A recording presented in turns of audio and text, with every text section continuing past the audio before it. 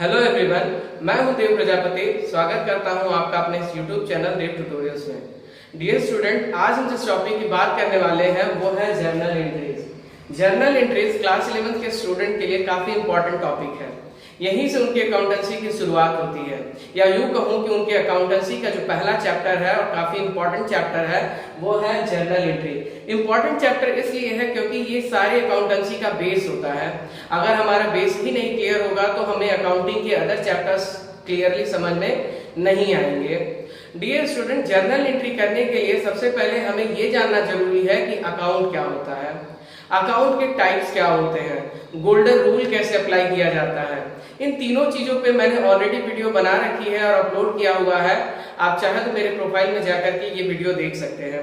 उन वीडियोस को देखने के बाद ही आपको समझ में आएगा कि जर्नल एंट्री कैसे की जाती है। आइए जर्नल एंट्री को हम आगे बढ़ाते हैं। जर्नल एंट्री करने के लिए सबसे पहले तो मैं एक क्वेश्चन ले लेता हूं। तो दोस्तों, मैंने यहाँ पर जर्नल एंट्री करने के लिए एक क्वेश्चन ले लिया है। Generalized following transaction in the books of संकल्प। ये सारी जर्नल एंट्रीज दी गई हैं, संकल्प के बुक में हमें एंट्री करनी है। पहले हम एक टेबल ड्रॉ कर लेंगे। ये जर्नल एंट्री का टेबल कुछ इस तरह से ड्रॉ होता है। हम टाइटल दे देते हैं journal entry in the books of, जिसके बुक होगी उसका नाम लिख देंगे। लाइक ये संकल्प की बुक थी तो हमने लिख दिया संकल्प। एक कॉलम डेट के लिए, एक बड़ा सा कॉलम पर्टिकुलर के लिए, एक छोटा सा कॉलम लेजर फोलियो के लिए, और एक डेबिट अमाउंट का और एक क्रेडिट अमाउंट का कॉलम। तो दोस्तों, आइए हम अपनी एंट्री को स्टार्ट करते हैं। पहला ट्रांजैक्शन दिया हुआ है, started business with cash ₹1 lakh, stock ₹50,000 and computer ₹50,000। दोस्तों, ये तीनों ही चीजें बिजनेस में आ रही हैं, इसलिए रूल कहता है डेबिट व्हाट कम्स इन। जो भी चीजें बिजनेस में आएंगी उसे हम डेबिट करेंगे। अब यहाँ पर हम पहले डेट डाल देते हैं 2019 जुलाई 1 की एंट्री है। कैश आ रहा है बिजनेस में, कैश अकाउंट डेबिट। स्टॉक आ रहा है बिजनेस में, stock account debit. And computer आ रहा है बिजनेस में, तो हम लिखेंगे computer account debit. Right. Amount दे रखा है 1 लाख रुपीस, 50,000 एंड 50,000। दोस्तों, इन तीनों को टोटल करेंगे तो 2 लाख रुपए होते हैं। 2 लाख रुपए हमारे क्रेडिट में जाएंगे कैपिटल अकाउंट में। कैपिटल अकाउंट कहां से आ गया? दोस्तों, बिजनेस में जो कोई भी चीज बिजनेसमैन इन्वेस्ट करता है, अगर वो उसकी पर्सनल प्रॉपर्टी होती है और वो बिजनेस में इन्वेस्ट कर देता है तो उसे कैपिटल कहा जाता है। कैपिटल हर फर्म के लिए एक लायबिलिटी होती है और रूल कहता है कि लायबिलिटी को क्रेडिट किया जाना चाहिए। इसलिए मैंने लायबिलिटी को ध्यान में रखते हुए कैपिटल अकाउंट को क्रेडिट कर दिया है और इसका टोटल होता है 2 लाख रुपए। मैं यहाँ पर 2 लाख रुपए लिख देता हूँ। दोस्तों, एंट्री करने के बाद हमें एक छोटा सा नरेशन देना पड़ता है। नरेशन का अर्थ ये होता है कि ये ट्रांजैक्शन का एक शॉर्ट मैं जो है विवरण दे दूं या शॉर्ट एक्सप्लेनेशन दे दूं। तो मैं लिख देता हूं यहाँ पे, हमेशा नरेशन स्टार्ट होता है बीइंग टर्म से, तो हम लिखेंगे being business started with some assets. अब हम सेकेंड ट्रांजैक्शन पे जाते हैं, यानी कि 4 तारीख वाले ट्रांजैक्शन पे जाते हैं। 4 तारीख का जो ट्रांजैक्शन है वो है purchase goods from Kareena at credit ₹10,000 at 5% trade discount. दोस्तों, यहाँ पर हम करीना से गुड्स परचेज कर रहे हैं। परचेजेस हमारे लिए एक्सपेंस होता है, इसलिए रूल कहता है कि debit all the expenses and losses. Purchases मेरा एक्सपेंस है, इसलिए मैं क्या करूंगा, परचेजेस अकाउंट को डेबिट कर दूंगा। Purchases account debit. दोस्तों, यहाँ पर अमाउंट 10,000 दिया हुआ है, पर साथ ही साथ एक बात और कही है कि 5% ट्रेड डिस्काउंट मिला है करीना से। 5% का ट्रेड डिस्काउंट अगर आप कैलकुलेट करते हो तो 10,000 का 5% होता है 500। अगर हम 500 माइनस करते तो अमाउंट हुआ 9,500। ठीक है, यानी हमने जो गुड्स करीना से परचेज किया है उसकी कॉस्ट में 9,500 पड़ी है। अब इसके बाद हम क्रेडिट की एंट्री कर लेते हैं। क्रेडिट में हमें, क्योंकि हमारा कैश तो गया नहीं है, पर यहाँ पर करीना जो है हमें दे रही है किस बेसिस पे? क्रेडिट बेसिस पे। करीना हमारे लिए गिवर हो गई। रूल कहता है पर्सनल अकाउंट का debit is the receiver, credit is the giver. Kareena क्योंकि गिवर है तो हम इन्हें क्या कर देंगे, क्रेडिट कर देंगे। करीना's अकाउंट क्रेडिट 9500। दोस्तों यहाँ पर एक बात और मैं बताना चाहूंगा कि करीना ने जो डिस्काउंट दिया है वो एक ट्रेड डिस्काउंट है, और ट्रेड डिस्काउंट को कैलकुलेट किया जाता है, सब्सट्रैक्ट किया जाता है अमाउंट में से, पर उसे जर्नल एंट्री में मेंशन नहीं किया जाता है। ठीक है, इसलिए मैंने 500 की कोई एंट्री नहीं की है, डायरेक्ट उसको सब्सट्रैक्ट कर दिया है 10,000 में से। अब हम आगे बढ़ते हैं और इसके लिए नरेशन लिख लेते हैं। Being goods purchase at 5% trade discount। Next date है 10, डाल देते हैं डेट 10।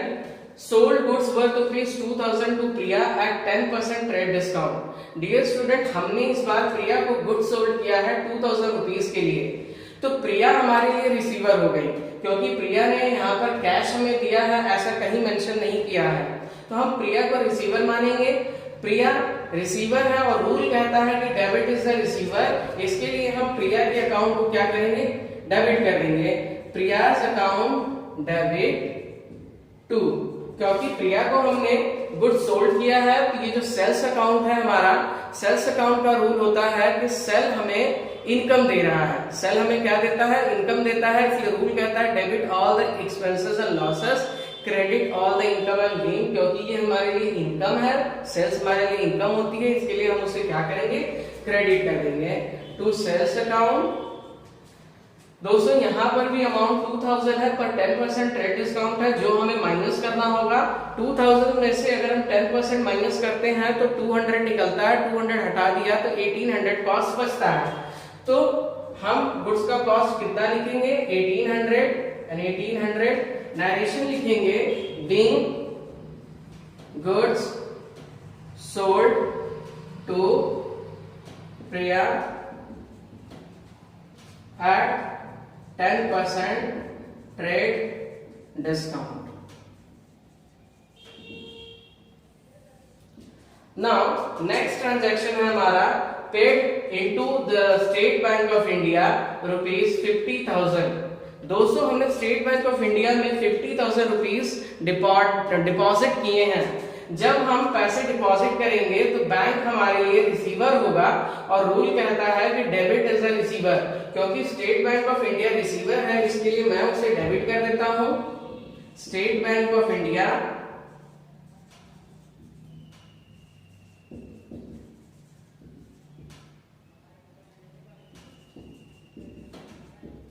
कॉस्ट दिया हुआ है 50,000, तो मैं यहाँ 50,000 लिख देता हूं।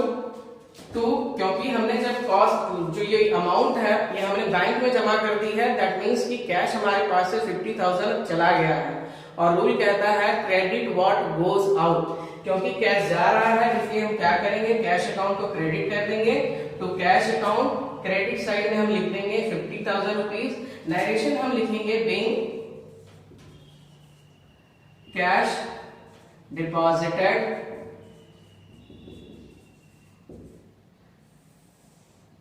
ओके। दोस्तों अब हम नेक्स्ट ट्रांजैक्शन पे जाते हैं। क्योंकि आप देख सकते हैं यहाँ पर अब जगह नहीं है, इसलिए मैं क्या करता हूँ, ये ट्रांजैक्शन हमारे हो चुके हैं रिकॉर्ड, इसलिए मैं इन ट्रांजैक्शन को रफ करके यहाँ पर भी एक टेबल ड्रॉ कर लेता हूँ। दोस्तों क्योंकि हम इसी टेबल को कंटिन्यू कर रहे हैं, तो मैं वापस से इस टेबल की हेडिंग नहीं डालूंगा, हम इसी में डायरेक्ट एंट्री स्टार्ट करते हैं। 13 तक हमारी एंट्री हो चुकी है, 15 डेट की एंट्री करनी है हमें, तो मैं यहाँ पर डेट डाल देता हूँ 15 और ट्रांजैक्शन को जरा पढ़ते हैं। Goods worth ₹2,000 loss by theft. दोस्तों कई बार होता है कि कंपनी में चोरी हो जाती है और गुड्स हमारे जो है लॉस हो जाते हैं, तो यहाँ पर 2000 का जो लॉस हुआ है यह लॉस बाय थेफ्ट है। लॉस के लिए रूल कहता है कि debit all the expenses and losses. तो ये तो डायरेक्ट लॉस हमें दिख रहा है, इसलिए हम इसे क्या कर देते हैं, डेबिट कर देते हैं। लिखेंगे लॉस बाय थेफ्ट अकाउंट से डेबिट कर देंगे टू, क्योंकि हमारे पास से गुड्स जा रहा है इसके लिए हम यहाँ पर क्या लिखेंगे, टू गुड्स अकाउंट। और इसकी अमाउंट लिख देते हैं 2000 लिखने के लिए 2000 यहाँ पर लिखा हुआ है, तो 2000 डेबिट साइड में, देन 2000 क्रेडिट साइड में हम इसका एक नरेशन लिख देते हैं, being goods lost by theft. Okay, अब नेक्स्ट ट्रांजैक्शन की बारी है। नेक्स्ट ट्रांजैक्शन 18 को हो रहा है, पेड फॉर रेंट ₹4000। दोस्तों हमने रेंट पेड किया है, रेंट हमारे लिए एक्सपेंस होता है, रूल कहता है कि debit all the expenses. Rent हमारा एक्सपेंसेस के लिए रेंट अकाउंट को हम क्या करेंगे, डेबिट करेंगे, रेंट अकाउंट डेबिट। अमाउंट दिया हुआ है 4000, हम 4000 लिख देते हैं डेबिट कॉलम में। टू क्रेडिट, क्रेडिट क्या होगा, क्योंकि रेंट हम पे कर रहे हैं, दैट मींस हमारे पास से कैश जा रहा है, ठीक है, तो कैश गोज आउट, और रूल कहता है credit what goes out, cash जा रहा है इसलिए कैश को हम क्रेडिट करेंगे 4000 रुपीज बीइंग रेंट पेड। दोस्तों नेक्स्ट ट्रांजैक्शन है 20 तारीख को, तो 20 तारीख का ट्रांजैक्शन हम रीड करते हैं, received cash ₹1750 from Priya in full settlement. दोस्तों यहाँ पर एक अजीब सी बात लिखी हुई है, in full settlement, that means कि प्रिया हमें 1750 रुपीज दे करके अपना कोई तो अकाउंट है जो क्लोज कराना चाहती हैं, तो हमें बैंक में जाना होगा और प्रीवियस ट्रांजैक्शन में ढूंढना होगा कि प्रिया ने हमारे साथ कितने रुपयों का ट्रांजैक्शन किया था। तो जब आप देखेंगे तो 10 तारीख को प्रिया को हमने कुछ गुड्स सोल्ड किए थे जिसकी कॉस्ट पड़ी थी 1800 की, राइट। अब उस 1800, जैसा कि यहाँ पर आप देख सकते हैं कि ये गुड्स क्रेडिट बेसिस पे था, यानी प्रिया ने हमसे उधार गुड्स लिए थे और 1800 रुपए उन्हें देने बाकी थे, वही वाले पैसे को 1750 रुपीज दे करके सेटल करवाना चाहती हैं, राइट। तो अब हमें करना क्या होगा, इसकी एंट्री हम करेंगे, क्योंकि हमारे पास कैश आ रहा है, तो सबसे पहले तो हम लिख लेते हैं कैश अकाउंट डेबिट, और कैश हमें आ रहा है 1750, तो हम 1750 लिख लेते हैं। लेकिन दोस्तों हमें साथ ही साथ 50 रुपए का लॉस भी हो रहा है, तो हम यहाँ पर लिखेंगे प्रॉफिट एंड लॉस नहीं, हम यहाँ पर लिखेंगे डिस्काउंट, क्योंकि प्रिया को हमने, अगर हम प्रिया के साथ सेटलमेंट करने के लिए एग्री है, दैट मीन्स हमने एक्सेप्ट कर लिया है कि हम उन्हें डिस्काउंट दे रहे हैं।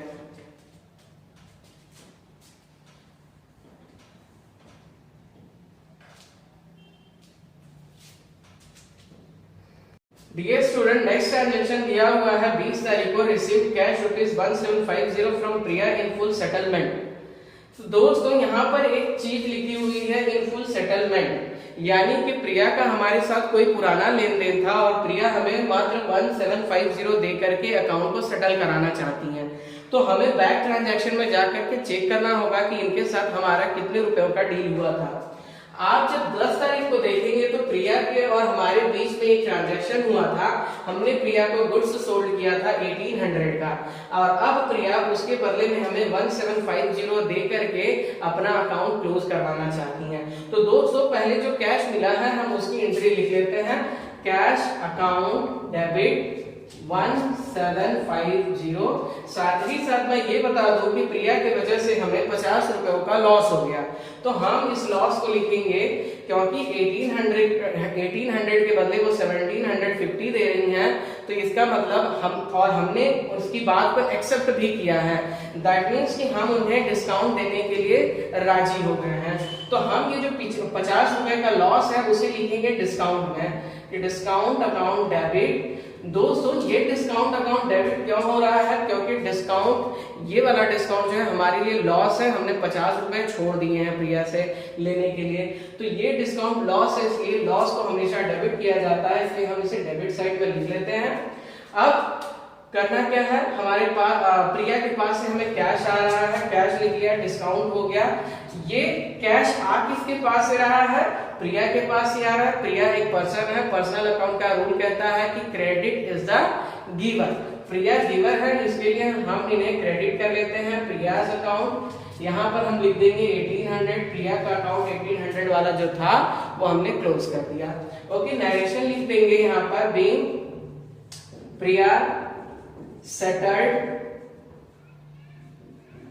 her account for ₹5750।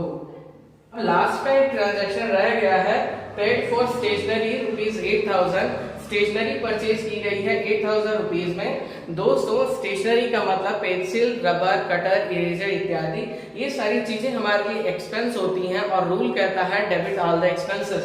That's why हम स्टेशनरी को डेबिट करेंगे।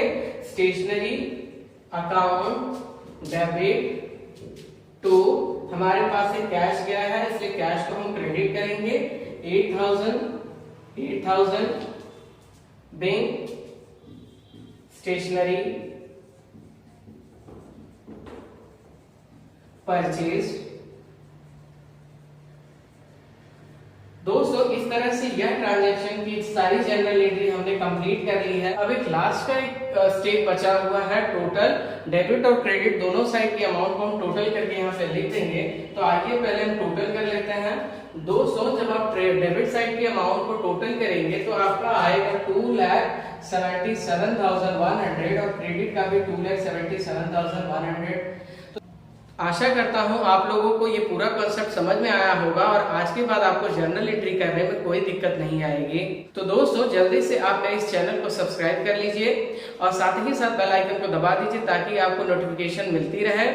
और तब तक के लिए मैं आपसे विदा लेता हूँ। अपना ख्याल रखिएगा। Goodbye everyone.